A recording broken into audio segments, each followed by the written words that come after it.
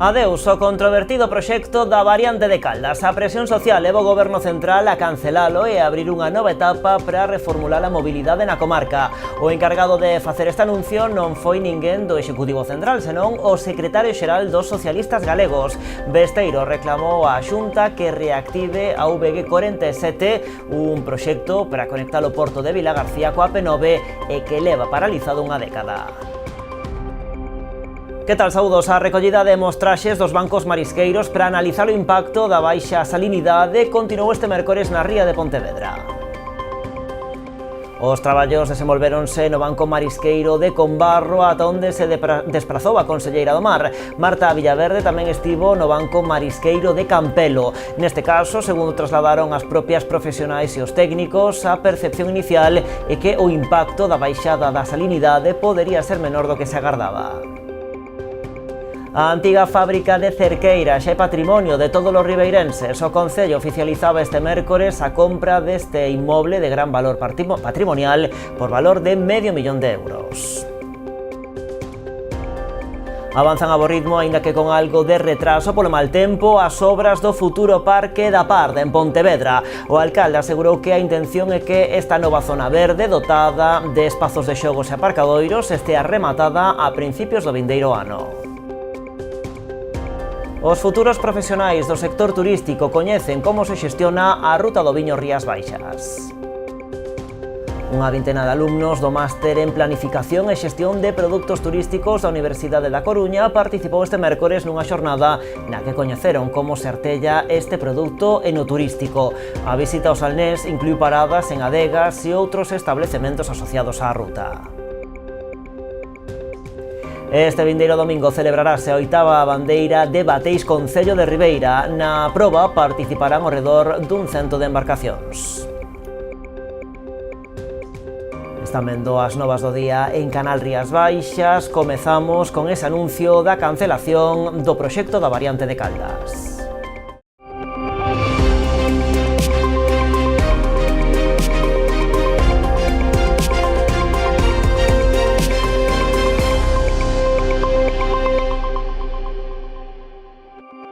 O Goberno mete nun caixón o proxecto da variante oeste de Caldas. Anunciouno este mércores o secretario xeral do PSDG.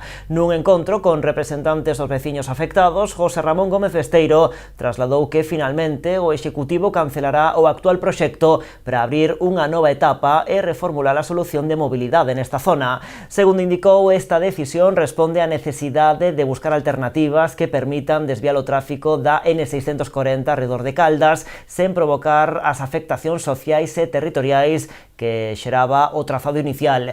Besteiro sinalou que agora se abre un novo escenario no que o Ministerio estudará unha reformulación da circunvalación da N640 ao seu paso por Caldas co obxectivo de atopar unha solución máis axeitada para o territorio. Ademais, anunciou que os socialistas levarán ao Parlamento de Galicia a demanda de recuperar o proxecto da VG47, unha infraestructura destinada a conectar o porto de Vilagarcía coa P9 e que permanece paralizada pola Xunta dende hai máis dunha década. Segundo explicou, reactivar esta infraestructura permitiría mellorar a conexión co porto e avanzar nunha planificación, dixo, máis ordenada das infraestructuras da comarca. Por tanto, eu creo que hoxe nesta reunión, primeiro se amosa unha clara forma diferente de gobernar dos socialistas, que escoitamos a veciñanza dirixida nese sentido por parte do Ayuntamiento tamén, que é o que volca esas inquedanzas da veciñanza, pero sobre todo que somos capaces de reflexionar, de acordar, de acordo ca veciñanza, a paralización dun proxecto que non era o conveniente.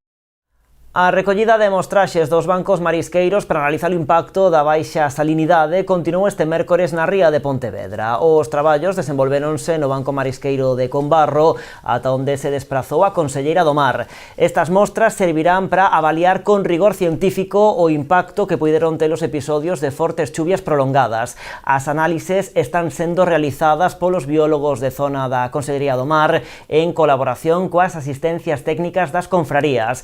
Permitirán comparar os resultados actuais cos datos obtidos nas campañas de avaliación realizadas no outono pasado que reflectían unha evolución positiva na maior parte dos bancos marisqueiros, con presenza de abundante biomasa de talla precomercial. A conselleira tamén se achegou ao Banco Marisqueiro de Campelo. Neste caso, segundo trasladaron as propias profesionais e os técnicos que seguen a evolución do recurso, a percepción inicial é que o impacto da baixada de salinidade nese banco podería ser menor do que se agardaba. Aínda así, Villaverde insistiu na necesidade de actuar con prudencia ata contar cos resultados das análises científicas. Estas fortes temporais de inicio do ano 26 pois mataron por esa baixada de salinidade da ría, pois provocaron unha alta mortalidade deses individuos e pois estes mostraxes nos van a permitir comparar os datos con os resultados de outono e así podemos valorar se existe ou non existe mortalidade. E falando das consecuencias do mal tempo, a illa cifra en máis de 850.000 euros os danos que deixaron os temporais no municipio. O Concello da Illa quere acollerse ás axudas que puxo en marcha o Goberno Central logo da declaración de zona afectada gravemente por unha emerxencia de protección civil. Entre as actuacións máis urxentes que destaca o Concello, a reparación da senda do Bao e do muelle de Pau, a consolidación dun muro en Abilleira e o arranxo da senda do Aguillón. A sucesión de borrascas e temporais que afectou as Rías Baixas nas últimas semanas deixou estragos en numerosos concellos. Un deles é o da Illa de Arousa, que cifra en 850.000 euros os danos ocasionados polas condicións meteorolóxicas adversas. Valorámoslo máis ou menos a unha estimación en sobre 852.000 euros. Nada, o que se pretende é realizar, aproveitar esta subvención proposta aínda do Goberno de España para informarlle de todas as actuacións que necesitamos por culpa destos temporales. O alcalde refírese ás axudas extraordinarias que ofrece o Goberno Central tras a declaración de zona afectada gravemente por unha emerxencia de protección civil, aprobada polo Consello de Ministros o pasado 10 de febreiro. Se agradece porque é a única administración ahora mesmo que escoitou as plegarias de Galicia, este malo de Pedro Sánchez, sin ter que elevar o nivel 2, que é o que se exige para que sea, mal chamada zona catastrófica, que non se chama así ahora mismo, que é unha zona de emergencia,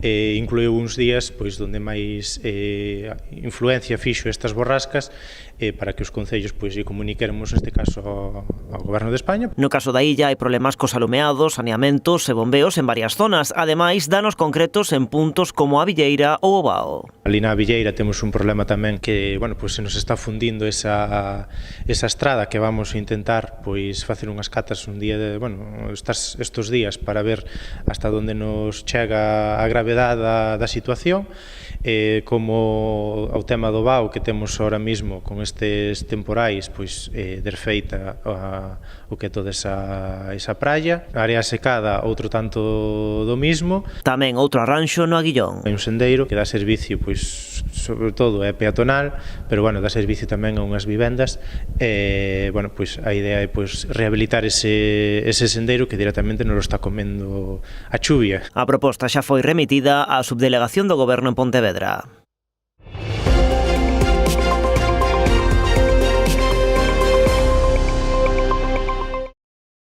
A antiga fábrica de Cerqueira xa é patrimonio de todos os ribeirenses. O Concello oficializaba este mércores a compra deste inmoble de gran valor patrimonial por €500.000. Tras a aprobación no pleno do pasado 23 de febreiro do acordo para a adquisición da nave de Cerqueira, o Concello de Ribeira oficializaba esta mañá a súa compra. A antiga factoría expoñente do patrimonio industrial do municipio xa é de titularidade pública. Ocupa unha superficie de algo máis de 500 metros cadrados, que serán transformados nun espazo multiusos a disposición da veciñanza. Pois é unha realidade, xa o Concello de Ribeira pode dicir agora sí que conta no seu haber cun edificio arquitectónico de excelencia, de moitísima valor histórico, valor patrimonial, valor industrial, que forma parte da idiosincrasia da noso pobo, do barrio de Bandourrío, como non, desde logo que, como digo, xa é patrimonio de Ribeira, patrimonio dos ribeirenses. A partir de hoxe xa temos feito realidade esa compra de cerqueiras, asistindo pois a esa sinatura pública na notaría do noso concello, e polo tanto pois contamos xa tamén co que son esas escrituras públicas, eso que nos dá pois conciencia, que nos dá firmeza para dicir que efectivamente Cerqueiras é do concello de Ribeira. A rehabilitación da nave xunto coa musealización do edificio anexo é o proxecto estrela da Estrategia de Desenvolvemento Integrado Local, no que o Executivo está a traballar para definir as novas liñas de actuación adaptadas aos fondos asignados. Cerqueira é o, digamos, o proxecto tractor do que é a EDIL, a futura EDIL na que estamos pois traballando activamente tamén para poder pois reorientar e ver todos esos proxectos que iban pois nesa estrategia e que pois nestes momentos hai que comezar a definir, posto que efectivamente tamén, como recordaredes, o importe solicitado non foi realmente o importe asignado ao Concello de Ribeira, sino que minguou a cantidade, polo tanto pois hai que facer, como digo, esa reorganización, xa pois proxectos pois con unha seriedade, vamos, con todos os informes técnicos para poder comezar a traballar nesa DIL, unha DIL que, como digo, pois o elemento fundamental é Cerqueira, estáse traballando xa no que é a musealización tamén do edificio anexo. Seguimos en Ribeira falando das melloras na depuración que suporá a implantación do sistema de desinfección ultravioleta da Edar de Couso. O Concello acaba de adxudicar o contrato por máis de 95.000 euros.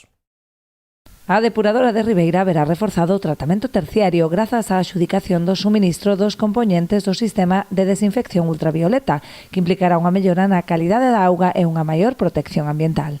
Un dos proxectos que nos propuximos sacar adiante canto antes unha vez que chegamos ao goberno, que era pois esos ultravioletas para a depuradora de Couso, para Edar de Couso, son pois 95.000 euros destinados a mellorar unha infraestructura que necesita pois modernización, que necesita unha mellora medioambiental e que o que vai a garantizar é que a auga sala pois nunhas condicións óptimas, de logo pois respetando moitísimo o medio ambiente. O importe total do contrato ascende aos 95.000 euros e o prazo de execución é de 13 semanas. Trátase dun investimento importante co que Ribeira reafirma o seu compromiso coa modernización das infraestructuras hidráulicas e a mellora dos estándares ambientais. En Pontevedra avanzan a bo ritmo as obras do futuro Parque da Parda. Hoxe o alcalde visitou os traballos que se están a retrasar por mor dos temporais que se encadearon ao longo do inverno. Así as cousas, Miguel Anxo Fernández Lores asegurou que a intención é que esta nova zona verde, dotada de espazos de xogos e aparcadoiros, estea rematada a principios do vindeiro ano. Avanzan as obras do futuro Parque da Parda, iso si, os traballos sufriron un pequeno retraso por mor dos temporais deste inverno. Está avanzando moi ben as obras do novo Parque da Parda, que vai a ser realmente o parque máis grande da cidade, incluso que Alameda e as Palmeiras, que este ano hubo 3 meses de choiva que prácticamente foi imposible traballar, agás facer aportes de terra, que por certo hai un dato que é espectacular, que máis do que estaba previsto, 100.000 metros cúbicos se meteron aquí, ainda queda algunha por incorporar, que estén alrededor de primeiros do ano que ven, ou se pode ser antes. Cunha extensión de máis de 34.000 metros cadrados, Fernández Lores asegurou que o parque transformará a contorna incorporando múltiples dotacións. Ademais dos espazos de lecer e das áreas deseñadas para xogos urbanos, contará con máis de 200 prazas de aparcadoiro de balde distribuídas en 2 zonas. Vai a ter un parque infantil, vai a ter zonas de pradería, vai ter aparcamentos, onde estamos ahora mismo, isto vai a ser un aparcamento que vai dar servicio a Parda e tamén aos xulgaos. Na punta da lá, en Entrevías, tamén vai haber outro aparcamento máis. Ademais, todo o terreo estará cruzado por unha canle de auga que finalmente será artificial. Vai a ser con circuito cerrado, pechado, porque donde vai a ir, que sería máis ou menos por ali, non hai ningún nacemento, entón se vai a fazer un circuito cerrado cun alxibe, de maneira que sí que circule e que a xente poida disfrutar dunha canle pequena de auga, en fin, natural, ao natural, pero claro, non pode ser con porque non hai o olleiro ese, non desapareceu. Dende o Concello destacan tamén que o novo parque, que supón un investimento de máis de 5,3 millóns de euros, estará integrado na Rede Verde Pontevedresa. Gústame especialmente que desde o leste da cidade, desde a Parda, se poida conectar este parque co Parque do Gafos, que logo tamén se vai a facer unha actuación importante ali, que en fin, a renaturalización do río do Grafos en Campolongo, e que nos vai a permitir conectar a Parda coa ría, non? Que iso é unha zona moi grande para moverse, para disfrutar dos espacios libres de alta calidade, que este parque vai a ser un salto importante, non? En canto ao futuro pabillón da Parda que se construirá na zona, o alcalde asegurou que os actuais traballos xa están a deixar listas as conexións necesarias tanto de saneamento como de abastecemento para atender a infraestructura. E o Partido Popular de Pontevedra reclamará no vindeiro pleno municipal a reapertura do Centro de Interpretación das Torres Arcebispais. A formación recorda que o museo, o único de titularidade municipal, está pechado dende o mes de febreiro de 2025. O goberno local explicará a decisión pola necesidade de realizar obras para mellorar o sistema de ventilación da instalación, na que ademais se detectaran niveis elevados de gas radón. Pero os populares denuncian que un ano despois o CITA continúa pechado, sen data clara de reapertura, sen unha explicación convincente e sen alternativas para os usuarios que o visitan para coñecer mellor a historia da cidade. Un exemplo máis, di Rafa Domínguez, da mala xestión cultural do goberno pontevedrés. La pésima gestión de Lores en los últimos años ha llevado a que el único museo que está bajo su responsabilidad no solo haya perdido visitantes durante los últimos años, sino que se haya cerrado y no tenga visos de abrir. Sin biblioteca municipal, con el único museo cerrado, la gestión cultural municipal es pésima y nosotros desde el Partido Popular exigimos su reapertura inmediata. E a volta da publicidade, entre outros asuntos, coñecemos os detalles da programación do 8M en Pontevedra ou en Muros.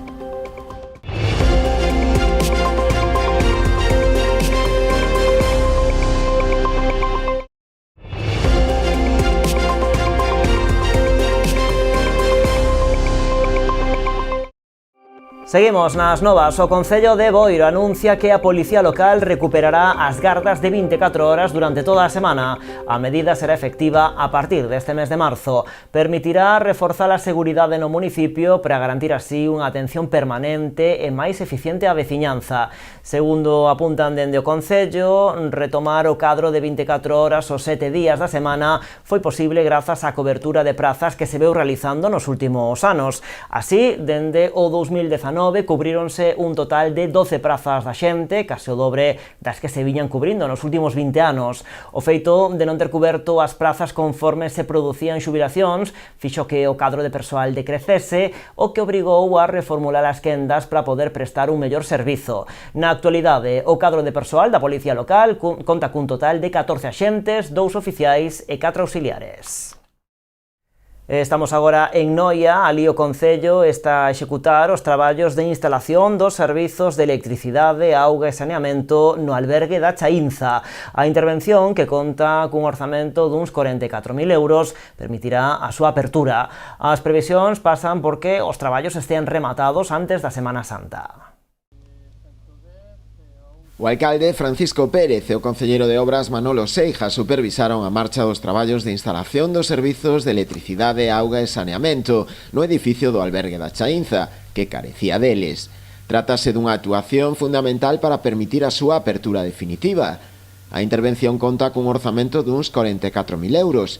As previsións que manexa o Concello é que os traballos poidan estar rematados xa antes da Semana Santa. Un albergue de nada vale se non ten luz, agua e saneamento. Isto vai nos permitir que estas obras que xa están moi avanzadas, pois en Semana Santa se abra o albergue e dé servicio a xente que queira facer o camiño de peregrinaxe a Santiago. Vai ter o primeiro albergue desta ruta, vai estar aquí en Noia e vai a ter todos os suministros que necesita. A esta actuación sumaránselle tamén outras dúas intervencións, tamén con cargo ao Plan de Sostenibilidade Turística da Rede de Muros Noia. cun investimento de 170.000 euros, como son as sendas peonís do Obre e do entorno no que se sitúa o propio albergue. Hai outras dúas obras que son dentro do mesmo programa de turismo, que é a senda peonil do Obre e senda no entorno da fábrica da Chaínza. Estas dúas obras tamén están englobadas dentro do programa de turismo sostible e nun inicio había unhas inversións iniciais previstas que se viron incrementadas. De feito, un tramo que non estaba previsto no proxecto inicial e con xestión realizadas co órgano xestor do seu destino, conseguimos que se ampliara e que se acabara realmente un camiño que por moi poucos metros non finalizaba un tramo concreto. E vamos a completar tamén con recursos propios do Concello unha actuación no Camiño do Sino, que tampouco estaba previsto, e é non en torno destes dous camiños.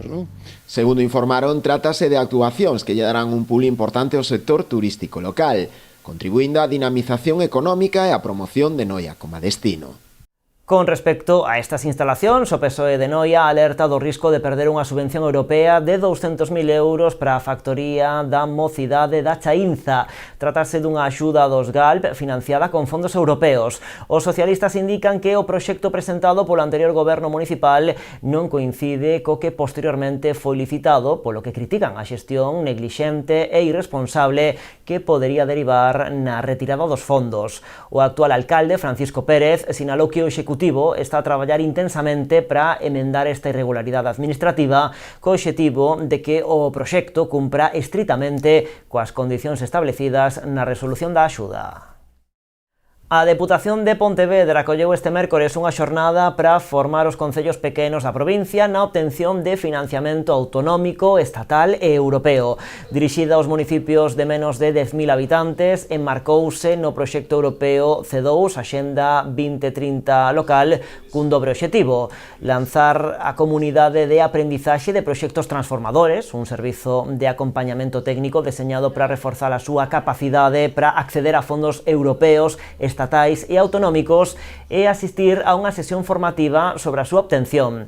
O deputado de Fondos Europeos, Javier Tourís, avanzou que nos seguintes meses se levarán a cabo entrevistas, talleres e mentorías personalizadas ata que cada concello teña a memoria técnica dun proxecto listo para presentar a convocatorias concretas.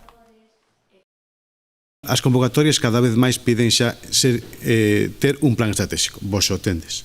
Ese vai ser un requisito nas moitas convocatorias que ides a ver, que hoxe ides a analizar, non? Hai que analizar dentro do plan estratégico, saliron pois dentro da agenda pois o tema da soidade, o tema da mobilidade, o tema da vivienda. Hai uns parámetros que xa son comuns prácticamente en todos os concellos.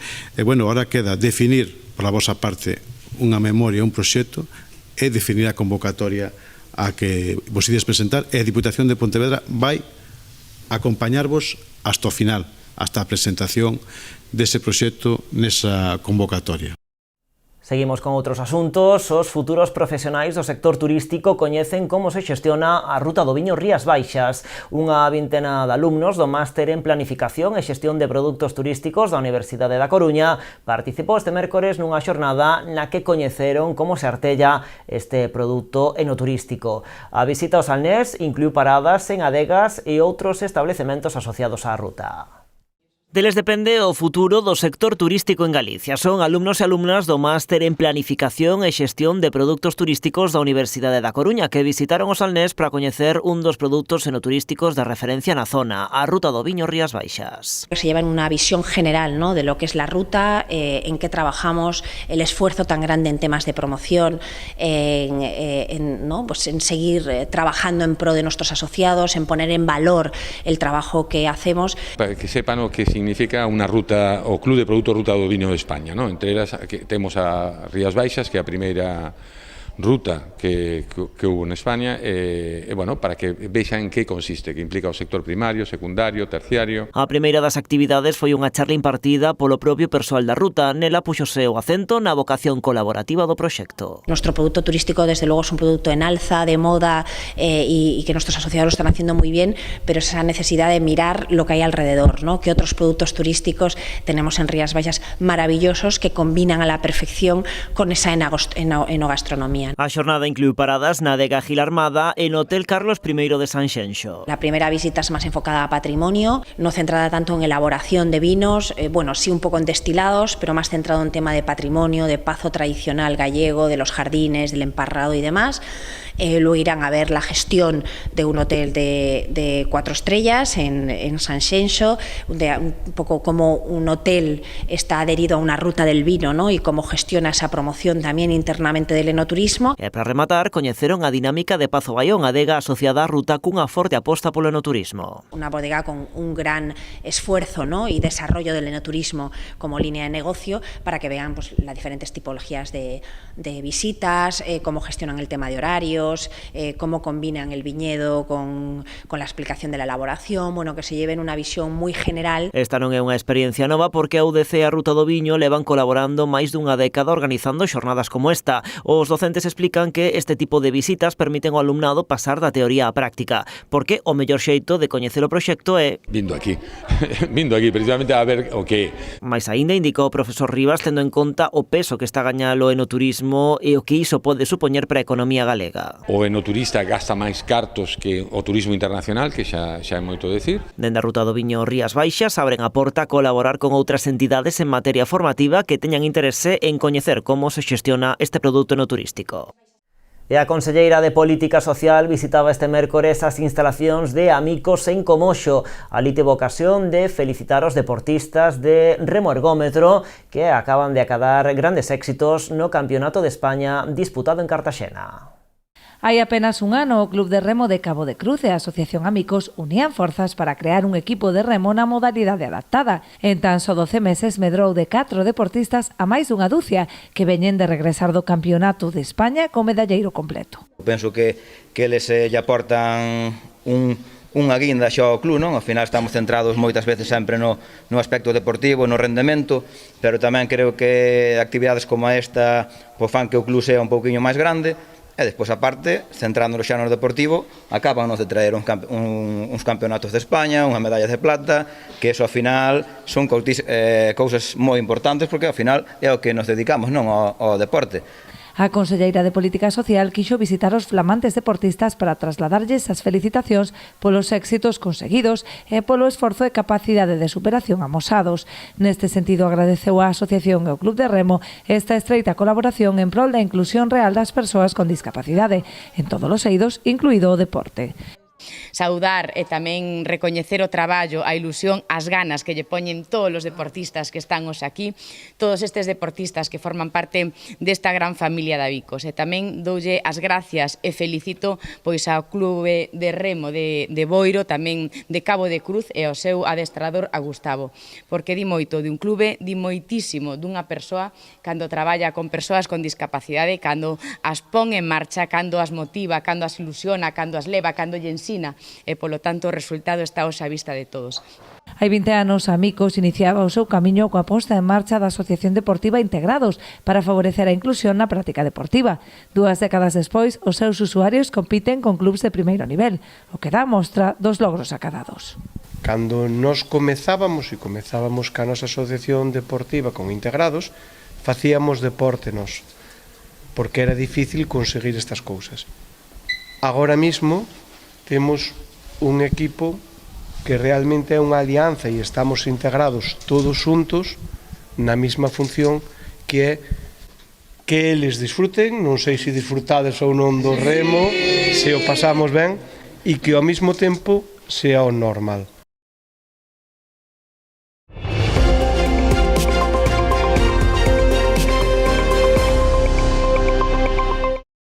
Facer fronte ao avance do discurso reaccionario, obxectivo que se marca o Concello de Pontevedra coa súa nova campaña co gallo do 8M, o Día Internacional da Muller.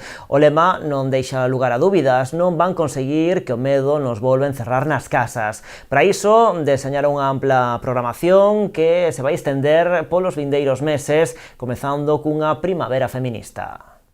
Non van conseguir que o medo nos volva a encerrar nas casas. É o lema e tamén a advertencia que lanza a campaña do Concello de Pontevedra para este 8 de marzo, o Día Internacional da Muller. Estamos, eu creo que ante un discurso reaccionario e negacionista que avanza ou que dá un paso máis. Que hai mulleres que xa están sufrindo agresións, que teñen que deixar as cidades, as que se lles ameaza. O que queremos é seguir ocupando os espazos, queremos ser libres, non ter medo, poder seguir avanzando na conquista dunha sociedade feminista. A novidade desta programación é a posta en marcha da Primavera Feminista, unha iniciativa pensada para que a axenda reivindicativa transcenda o 8 de marzo e se prolongue todo o ano. Facer que este ano teñamos unha verdadeira primavera feminista.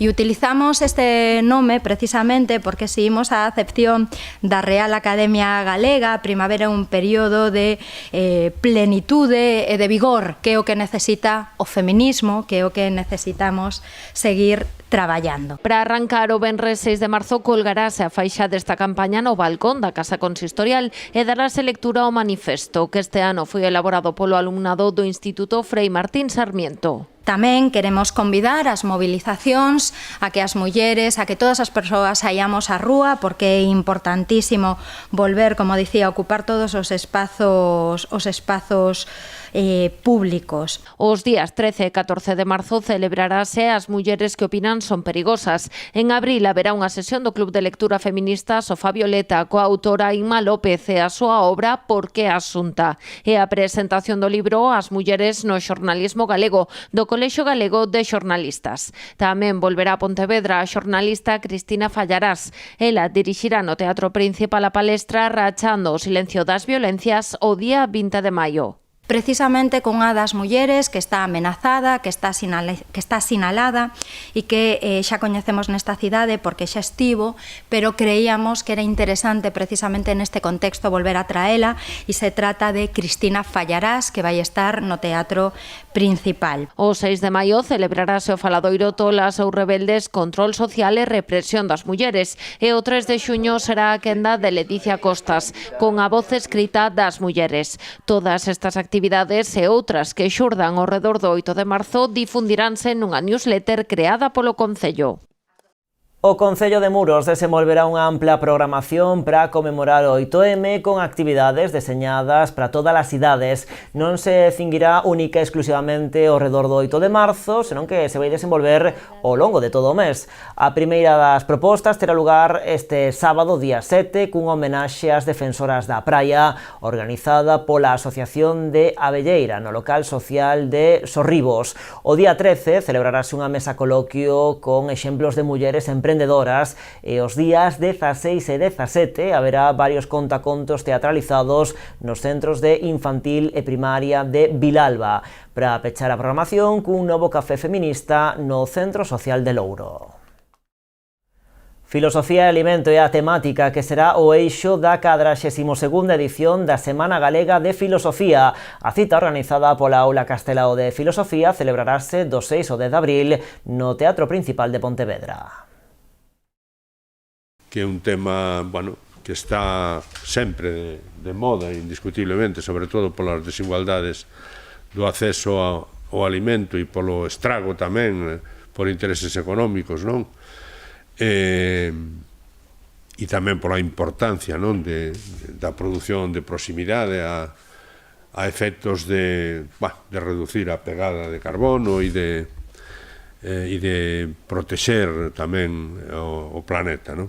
A reflexión deste ano vai por aí, non? Como o alimento, esa ligazón primaria co mundo que esquecemos e que nos fai esquecer esta sociedade do espectáculo na que vivimos, non? Na sociedade das pantallas, dos móviles. Segue sendo un asunto de primeira orde a cuestión da mala distribución dos alimentos e da fame, non?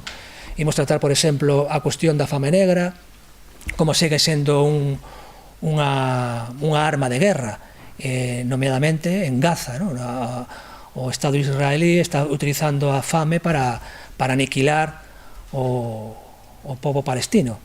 O congreso desenvolverase entre as 10:30 da mañá e as 10 da noite. As mañás estarán dedicadas a conferencias con maior profundidade filosófica, contando con 5 relatores. As tardes centrarán o debate na relación do alimento con Galicia e xa polas noites ofreceránse contidos dende unha perspectiva máis divulgativa.